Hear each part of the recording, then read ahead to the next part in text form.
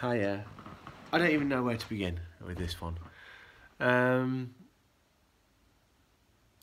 This opening titles. These opening titles are massive for me. No, I can't start like this. Because that's not what this is about. My nostalgia is irrelevant, isn't it? Is it irrelevant? Tell me in the comments below. This feels like a massive shift for the show. I don't think a changing companion has felt this seismic. Maybe ever. I mean, Jamie and Zoe going, that was significant, but Pat left at the same time, so meh. Susan going, maybe. This is the first one that went, and it's a granddaughter thing, but that's kind of downplayed, and we didn't realise the significance of that time. Retrospectively, that's quite a big thing. Of course, the show's never revisited it. But Poe looks old.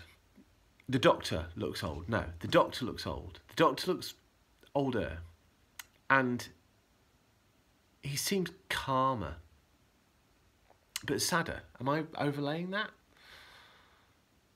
His relationship with the Brigadier is clearly a balm to him, but he just seems a little bit more self-contained and a little bit sadder, I think. This new woman on the block is a little bit unlikable, quite frankly. I think there's some elements about her that worry me. She seems a little bit stroppy, and she's obviously not taking no for an answer. Where's the big grins that we're used to? Where's the daftness? It's business, business, business. I wonder what will come of her. We shall see. But I'm not too sure about her at the moment. Like Rubish, he's a legend. But last time we had a historical setting was the Time Monster, and that was really, really shit. But how bold, we've just started with a historical setting. So that feels very different. In fact, this just feels really, really different. Really different. And I'm absolutely loving this story. What's going on? I like the fact that we've got this mishmash of old and new. And I know that Doctor Who in the future will do this ad infinitum.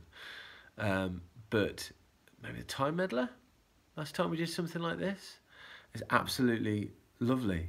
And I love all the dialogue and the relationships. I think that's perhaps the thing that strikes you most, how snappy the dialogue is, how smart it is, how that mix of ye olde English and Sontaran efficient battle speak rub up against each other very well. The chats that the Doctor and Sarah and Rubish and the Brigadier have, it does feel really different. It feels quieter. It feels a little bit more gentle. I love that. I really love that. I love stories that feel like gentle. I referenced the Time, the Time Meddler, and I love stories like that, where it doesn't feel as if everything's quite at stake. Let me do the nostalgia bit. These opening titles, this is my Pertwee. I've just come to realise this is my Pertwee. And before I had my anti-Pertwee thing, it was this story and maybe a couple of other stories to come that were pretty much what Pertwee was for me. And I remember W.H. Smith in Tamworth walking and seeing probably the Pyramids of Mars, but not long after this story, and watching them with my good friends John and Paul. And for a long time, stories from this era, Sarah Jane's era, were our old Doctor Who. I mean, for some reason they released all the later Third Doctor, and probably because of Sarah Jane, to be fair. And we're going to go through a period of the Whoathon now where I know these stories back to front. I've seen them millions of times. What's so interesting about it is seeing it in context straight after the Green Death. Radically changes my engagement with it.